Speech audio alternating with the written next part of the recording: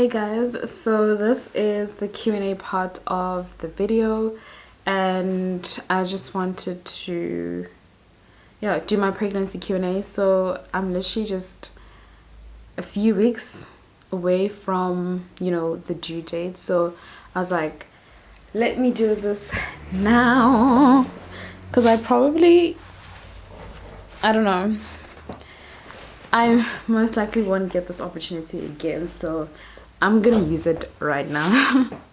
Well, anytime soon, let's say that. Not again, but anytime soon. So this pregnancy Q&A is courtesy of m.com. It's a blog, and this lady basically shared her pregnancy journey and all those things. And so I just thought her videos are very good for me to cover the basis of a lot of things that I want to share with you guys, but I don't know what exactly to talk about or to share. So yeah, hope you guys enjoy. Grab some popcorn. Let's get into it. I be so sick of you niggas, y'all contradict me. I be so bold myself when you come and fuck me. I feel so ordinary, except when you around me. Treat me like water while you play me out. Arguments, you air me out. Tripping about you. So first things first, they're asking, what was the process like for you getting pregnant? So for me, it was completely not, I wouldn't say it was planned to a point where like now I'm calculating when my ovulation. It was not planned, actually, let me say that. I was not like calculating when my ovulation is going to be, and I need to obviously be active during this stage or this period. I need to make sure that I eat this and I don't eat that to increase my chances of fertility. No, I was like, no, not on any of that tip. So I wasn't trying, if I could put it that way.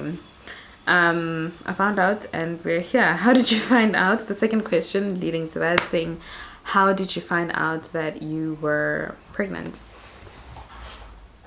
Something's wrong with my lights. Okay, so how I found out was that my period was late, like by quite a number of days. I found out when I could detect that this period is late and it's not coming right now. It's not just late, but it's absolutely not coming. What's going on? And I started doing tests and they were all just coming back negative. And I was also experiencing certain symptoms where I was not okay. Like I was quite, like, I wouldn't say sick, but I wasn't okay. Like, the nausea. And there was a period where I was also having a bit of flu, so it was all just mixed into one. And what else? I was very, very tired lately. I mean, I knew that obviously school-related things was making me very exhausted. Postgrad is a lot to deal with, that's that. But I was like, I can't be this tired. Sorry guys, my camera keeps cutting, but I don't know what's going on. Anyway, as I was saying, I was very fatigued and I was constantly like sleeping and trying to get a lot of sleep in. So obviously I had to that was an alarm for me to say, girl, you should probably do a test or something of that sort just to make sure that everything is fine. So that's how I found out. After a few weeks I tested and then I went to the doctor tested and then confirmed for the second time, because the first time when I tested it was negative, and then the second time, that's when the results came back as positive, and I was like, oh, okay. Well, okay, so the next question is, how did you tell your partner that you were expecting? So I told him over the phone, because at that time he was busy, he was at work, and I couldn't wait. Like, I was like, I need to tell him, I could wait. I could have waited until, a special moment, but I was just so anxious and there was so many emotions and everything all at the same time. So I think he could tell when I tried to video call him that something is definitely not okay. And then I ended up, he ended up guessing, actually. I didn't even say it myself. He ended up guessing, and then I was like, yeah, that is what's going on. And yeah, the rest is history. How did you tell your parents? So I mentioned that in the update video. So how I told my parents, I told them separately because my parents are not together anymore. Oh well, that's been a thing for a while. They are divorced, but they are very much both present in my life. I first told my mom, and she was very, very excited, very, very happy. And then I also told my dad, who was also very excited, but also like processing, because it was probably a lot for him. Like, my dad has always seen me as his little girl, you know, like no matter my age. I thought like when I turn 18, he's gonna, okay, now, you know, calm down a little and feel like, okay, no, I'm a girl, I'm grown. Okay, and then it didn't happen at 18. I was like, okay, maybe at 21, maybe at 22, maybe, you know, like he just still feels like I'm his little girl. So I think he was just processing. It was just a lot for him to process, but overall he took a while. Did you always know that, what? Did you always know you wanted the baby's gender to be a surprise? Okay, so I think this is customized for her, but for me, I didn't want it to be a surprise. We did a gender reveal, a very intimate one. I think that's because that also helps with the planning. So with gender, at least if you know what kind of clothes to buy and what not to buy. I'm very like, I don't like this whole gender neutral thing. Like, it's boring. Babies all look the same, so you have to be able to tell this is a boy, this is a girl by what they wear, you know. And like as you grow older, you can tell that's a woman and that's a man. With babies, they all look the same. So I want my baby to wear boy clothes, or I want my baby to wear girl clothes, and I like, do you understand? So we did not want to keep that a secret, obviously, until the end. No, we did a gender reveal, and that's how we found out. So yeah, if you could choose between a boy or a girl, which would you want? So for me, I've always wanted a baby girl. Always wanted a baby girl, but you know, for me it's like, okay, if the baby's here and healthy, then I'm happy. So I've always wanted like either 3 girls, because I grew up around boys, you know, a lot in my life. I have brothers and a lot of cousins that were men or male, so I grew up a lot around, you know, boys, and I was like, nah, I want like 3 girls only. But I was like, nah, maybe like a girl is the firstborn and then boys as the second and third born, or as like girl then boy. But you know what I mean, like I just always wanted my firstborn to be a girl. But for me, it's like, as long as the baby is healthy and here, then hey man, whatever it is, the gender should not really matter. And I mean, like sometimes I look at my siblings and I'm like, oh, thank God my mom had boys, like, because they be coming in handy sometimes. And I'm like, yeah, no, my mom snapped there with boy siblings. So yeah. Did you get any stretch marks in your pregnancy? So on my tummy, nothing at all, which I'm like, flex. Let me actually show you guys the products that I used to prevent stretch marks.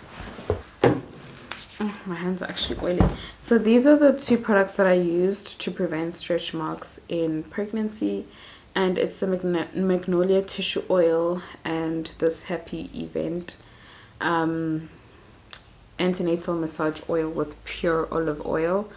It looks like this. And then this is the Magnolia tissue oil. You can also use bio oil, but I just somehow like this one. So I apply this first, and then I also apply the tissue oil. You don't have to use them both. You can choose one, but I wanted to use them both because I was like, I do not want any stretch marks on my tummy. But however, I did get stretch marks on my bum. I've always had stretch marks on my bum since I was a teenager. Probably from like 15 years or 14 years upwards, I started developing stretch marks on my bum. So that was nothing new. It's just I got more of them. But you know, that you can work around. And then on my boobs, I got a little bit, but I think they're not visible. Like you can't really see them. So yeah, that's the only thing or the only parts where I got stretch marks. I did not notice anywhere else. My thighs as well, but they're not very visible. You can't really see them. So those products are the bomb, especially for the tummy, because I did not want any on my stomach. But I mean, I think pregnancy is such a beautiful thing, whether you get it or not. Like, guys, as long as you have a healthy little one. Which prenatal vitamins did you take? So I actually had them, but they Chiliprig. Okay, so the first trimester I used Chiliprig. The second trimester I got introduced to Stella Mama. So Stella Mama, my problem with them is that you have to take 3 pills a day, and I prefer 1 pill and then you're done. But I guess obviously I needed more vitamins and, you know, more for the baby's development, so I took it. Sometimes I'd forget. That was my issue with Stella Mama, but Chiliprig is definitely the bomb. Did pregnancy change the type of skincare products you used? Not really, because like my skin was literally glowing. Like, that was the best skin I've had ever since I started, like, you know, I started puberty, should I say. Like, ever since I was a teenager, I've always struggled with skincare, or like the best skincare products, and I never really had clear skin. I just had to manage my skin to make it look, you know, manageable or beautiful or like nicer, but I wouldn't say I've always had like clear skin. So I think throughout pregnancy, that was the first time I had beautiful clear skin. So honestly, I just changed the products because I wanted to try something new, but not because I needed it. So I started using Leleve, and they were very, very good. And then I moved on to The Ordinary. So I was just comparing the two, and the reason why I stopped using Leleve wasn't because it's not good, but because they smell horrible. Not okay, they don't smell horrible, but like during pregnancy your smell sensitivity increases, so you're very sensitive to certain smells, and certain smells make you feel like you're literally gonna vomit. And that was me with their products, like their moisturizer and their serum. I could not stand the smell. It makes me feel like I want to puke, and some people might feel like I'm exaggerating, but I really couldn't. I couldn't deal with it. So I ended up like stopping to use the products, not because I don't like them, but because of the smell. I'm gonna go back to them probably afterwards, but now I'm using The Ordinary, which are products that don't even have a smell, like at all. They don't have a smell, so I prefer that. How much weight did you gain during the pregnancy? So before, I was about 56 kilograms. So I fluctuated between like 55, 56, 57 because I was working out. So sometimes if I'm not working out for a long time, I'd go to 57, and then if I've been working out consistently and watching what I eat, I'd go back to 55 and 56. So before my pregnancy, I'd say 56. And then in my last appointment, I was about 68 kilograms. So that's about 14 kilograms that I gained. But they say that during pregnancy you gain about 11 to 15 kilograms, which is crazy. Like, I never got to this stage ever of weight in my life. I've always been like, either I'm underweight, like there was a point in high school I was under 50 kilograms, and then throughout what do you call this, throughout university I was like between 51 and 55, you know, and that's where I've been until now, or before the pregnancy I was like 56, 57. So 68 is quite an increase, but you know, it's normal to gain weight. So are you nervous about labor? Hey niggas, I'm scared, I'm nervous. I think it's because people like always point out a lot of negative stuff about labor, that's what you magnify or you focus on, you know. Obviously there's nothing beautiful about pain, but people never talk about positive stuff about labor, you know. So obviously that magnifies your anxiety, and I think for me, already being an anxious person, that makes it worse, because now I'm scared. I'm like, what if things don't go well, or what if I bleed too much, or you know, what do they call it, peritoneum tearing or something like that. What if there's an emergency C-section? What if, you know, there's a complication with the baby as well. like all of that makes you think, you know, because anything can happen. And one thing I'm realizing in life is that you can never say can never be me. So yeah, I'm definitely nervous, but I'm also trying to prepare myself as much as I can with knowledge, so that at least I know what to expect and nothing is completely new. Even if it is new, at least I'm prepared with some, like, a bit of knowledge. And like just going into something blindly and you're like, you are definitely very, very new to this. So yeah, that's that. What will you miss the most about pregnancy? That's very interesting. I think I'll definitely miss having like cravings and not being judged. Like, you know, everyone understands that, okay, she's pregnant. It's understandable why she's eating so much. It's understandable why she's craving so much. Like, and I like that my family took my cravings so seriously, especially my mom. God bless her soul. Like, I'd say I'm craving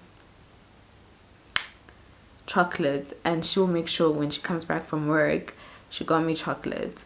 If I say today I'm craving dunked wings, best believe we're gonna have dunked wings for dinner. So yeah, I think that was the best thing. Like, if I know I'm craving something, I would not be judged. If I have dunked wings today and then McDonald's tomorrow and then chicken Lincoln the next day, ciao. It was really, really nice. That's one thing I'll miss, because then I'm not gonna be judged. It's not gonna be a thing of like, hey boo, every day, you know. So yeah. What are you most looking forward to after the pregnancy? So definitely I'm looking forward to be able to wear my clothes again. But funny enough, like, I fell in love with my body a lot during pregnancy. Not the body itself, like the structure, but I fell in love more with, like, I can't explain, like, myself throughout pregnancy than when I was not pregnant. I think I judged myself very harshly during my pre-pregnancy body. Like, I used to look at my stomach and be like, yo, I have a mkaba. Time I'm just thinking to myself right now, and I'm like, you did not have mkaba. Like, your tummy was actually flat. What were you saying? Or I'd be like, I've gained weight. Look at my arms. Look at my thighs. And I'm just like, no, you were actually perfect. So I judged myself very harshly. And I think throughout the pregnancy is where I started like appreciating the body that I had and the body that I have even now. So I started judging myself way less. And as much as it was changing and certain clothes couldn't fit me anymore, I think I felt so much better about myself, and it showed because other people would also compliment. So like, how you feel about yourself definitely comes off to other people. And yeah, that's just one thing. But I'm also looking forward to, you know, being a mom, the journey, and growing with my kid. Because a lot of people think that once you have a child, your life is over. That's not the case. I don't see it that way. I see it as like, you are growing with your child. As they're growing, you're also growing. As life is changing, you're also changing, and so are they. So that's definitely something I'm looking forward to. What are you most nervous about? I think I'm gonna wrap up this Q&A because it's very, very long. What are you most nervous about with motherhood? I think for me it's juggling everything. I'm very bad at multitasking. I think I'm good, but I'm not. And why I say that is that a lot of times, like I mentioned earlier in the video, like, I like to focus on one thing, finish, move on to the next, and then finish. But unfortunately, the process of motherhood does not end. You cannot finish that. You cannot say, okay, I'm done, goodbye.